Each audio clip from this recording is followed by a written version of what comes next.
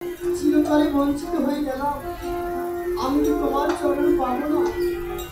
তাই আজকে মুকুন্দ দাস কেঁদে কেঁদে মায়েরই চরণে ভিড়লাম।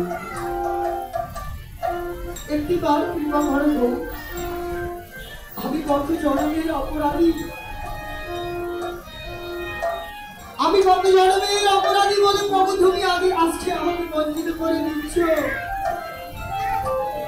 তুমি যদি বঞ্চিত করে দাও তাহলে এই জগতে যে কারো কাছে গিয়ে আমি আর স্থান পাবো না।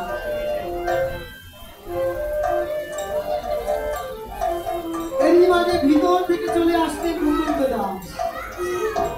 গোবিন্দ দাস বললেন, আমার প্রভু কিছু বলেছে তোমার কাছে? হ্যাঁ বলেছে তো। কবে আমার বদন দর্শন করবে আমার মহাপ্রভু? বলে 1 কোটি বছর পরে তোমার বদন দর্শন করবে। বলে কোটি বছর পরে আমার প্রভু আমার বদন দর্শন করবে বলেছে? বলে হ্যাঁ। এই আনন্দে মুকুন্দ দাস নৃত্য করছে। বলে প্রভু তুমি যে কোটি বছর পরেও আমার বদন দর্শন করবে, এটাও তো আমার সৌভাগ্য। তুমি তো আর বলনি যে একেবারেই আমার বদন তুমি দর্শন করবে না। তুমি যে পরম করুণাময়, তুমি বলেছো কোটি বছর পরে আমার বদন দর্শন করবে। মুকুন্দ দাস আনন্দে নৃত্য করছে। এমন সময় গোবিন্দ দাস গিয়ে মহাপ্রভুর কাছে বলেন, প্রভু জানো তোমার মুকুন্দ কি করেছে? যখনই বললাম কোটি জন্ম পরে, কোটি বছর পরে তুমি তাকে দর্শন দিবে, তার মুখ দর্শন করবে, সেই আনন্দে তিনি হরি বলে নিতাই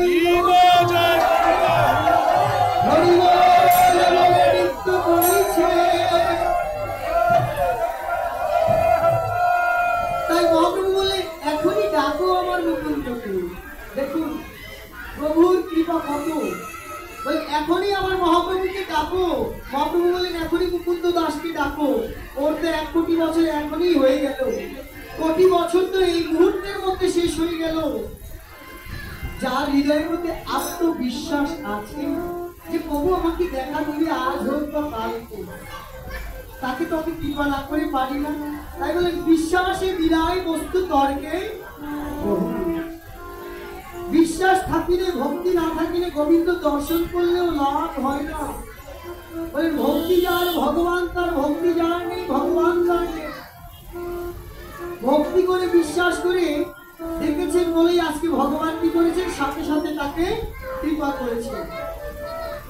মহাপ্রভু এতই কৃপাবান, যিনি আমাদের মতো জীবদের কৃপা করার জন্য এসেছেন। তাই পদ